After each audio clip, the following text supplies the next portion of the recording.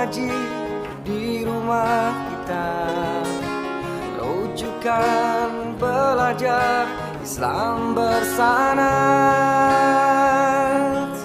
Ya Allah yassir lana. Assalamualaikum warahmatullahi wabarakatuh. Bismillah walhamdulillah, wassalatu wassalamu ala rasulillah, amma ba'd. Saudara-saudaraku, santri rumah kitab dimanapun berada, fa insyaallah semoga senantiasa kita semua selalu dalam lindungan dan pertolongan Allah subhanahu wa ta'ala. Alhamdulillah berjumpa kembali pada kajian kitab Aqidatul Awam. Namun sebelumnya, mari sama-sama kita baca suratul Fatihah. Kita hadiahkan kepada Rasulullah SAW, juga khusus kepada pengarang kitab Aqidatul Awam, Syekh Ahmad Muhammad Al-Marzuki Al-Maliki. Semoga senantiasa kita diberikan keberkahan dan ilmu yang bermanfaat serta hidup selamat dunia sampai akhirat. Ala hadhihi niyah wa likulli niyatin salihah wa la hadratin nabil mustafa Muhammadin sallallahu alaihi wasallam wa ala alihi wa ashabihi wa azwaj zurriyyati wa ahli baitil kiram sya'un lillahi lana wa lahumul Fatihah. A'udzu billahi minasy syaithanir rajim. Bismillahirrahmanirrahim.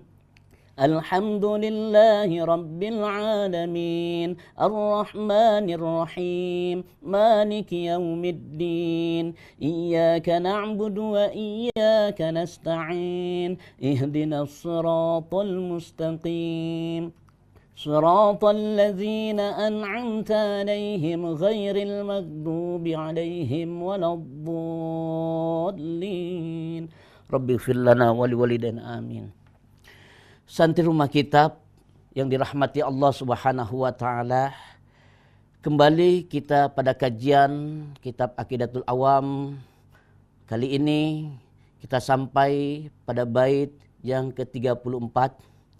Mu'allif, musannif berkata dalam buah karyanya, Antamma qabla al-wahyi arba'ina wa umruhu qad jawaza sintina. Sebelum turun wahyu, Nabi Muhammad sallallahu alaihi wasallam telah sempurna berumur 40 tahun dan usia beliau 60 tahun lebih. Santri rumah kitab yang berbahagia, perlu kita ketahui bahwasannya ada apa gerangan dengan angka bilangan 40 tahun bahkan 60 tahun lebih. Baginda Rasulullah sallallahu alaihi wasallam diutus di muka bumi ini tentu hikmahnya luar biasa. Bahkan sampai dengan umur beliau 40 tahun genap, beliau diangkat sebagai Rasulullah sallallahu alaihi wasallam, utusan Allah. Masa 40 tahun adalah masa kematangan umur seseorang. Disinilah kita belajar bahwa ketika seseorang telah sampai 40 tahun, tentu dia mempersiapkan untuk menjalani hidup dan kehidupannya ke depan dalam perubahan baik intelektual, emosional, maupun spiritual. Baginda Rasulullah SAW sudah menjadi contoh untuk kita. Beliau 40 tahun diamanatkan untuk memimpin umat dan telah resmi menjadi Rasulullah SAW. Bahkan menerima wahyu yang pertama di Gua Hira, surat Al-Alaq ayat 1 sampai dengan 5. Allah Subhanahu wa taala menegaskan, A'udzu billahi minasyaitonir rajim. Bismillahirrahmanirrahim. Iqra bismi rabbikal ladzi khalaq, khalaqal insana min 'alaq, iqra wa rabbukal akram, alladzi 'allama bil qalam, 'allamal insana ma lam ya'lam. Santri rumah kitab yang berbahagia, kenapa ayat surat Al-Alaq ini diawal dengan kalimat iqra? Wahai Muhammad, iqra, bacalah. Saat itu Rasulullah SAW tidak mampu untuk membacanya. Dalam hal ini, ketika Rasulullah SAW diperintahkan untuk membaca ayat tersebut, tidak mampu Rasulullah SAW, gugup dan demam beliau Rasulullah SAW. Datangnya malaikat Jibril, turunnya wahyu yang pertama. Dan setelah 3 kali Rasulullah SAW dengan izin Allah, dengan kuasa Allah. Iqra, bacalah. Diulang kembali, Iqra, bacalah. Maka Iqra, bacalah wahai Muhammad, beliau mampu untuk membacanya. Dalam hal ini kita dianjurkan membaca bukan hanya sekedar teks kontekstual, baik ayat-ayat yang nampak kauniyah maupun ayat-ayat yang tersurat. Dan yang terlebih penting tentu di sini Rasulullah SAW bahwasannya membaca situasi saat itu Rasulullah SAW siap untuk mengemban amanat. Selama 13 tahun di Mekah Al-Mukarramah berdakwah dengan penuh hujatan luar biasa. Saat itu secara rahasia, belum terang-terangan. Dan taruhannya adalah nyawa. Dan banyak yang mengancam, bahkan pamannya sendiri. Beliau mengancamnya ketika Rasul berdakwah di Mekah Al-Mukarramah.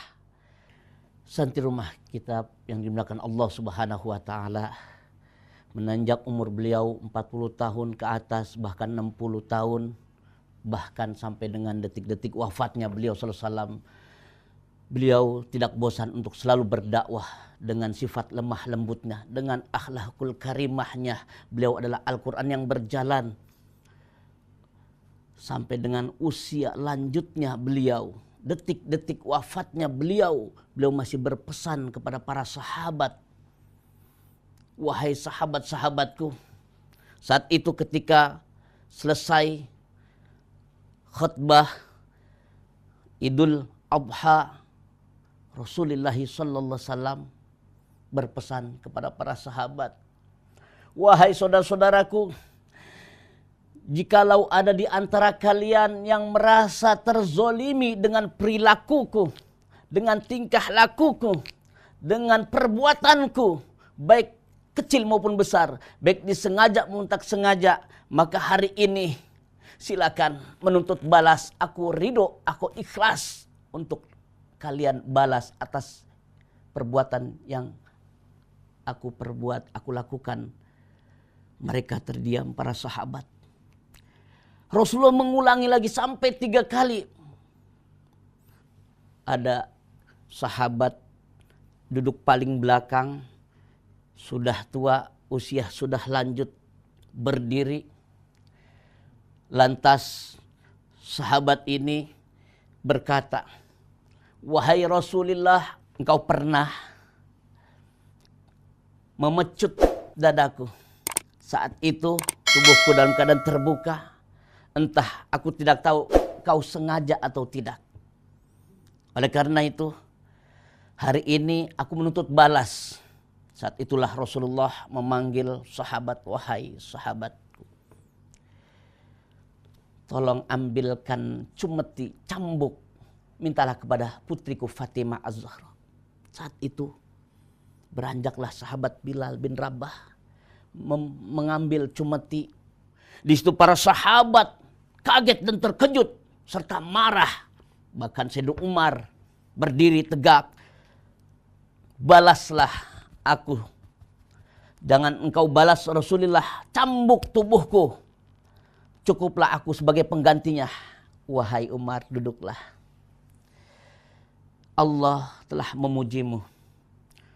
Beberapa sahabat berdiri untuk minta dicambuk sebagai pengganti Rasulullah SAW. Tapi Rasulullah SAW mempersilahkan untuk mereka duduk kembali.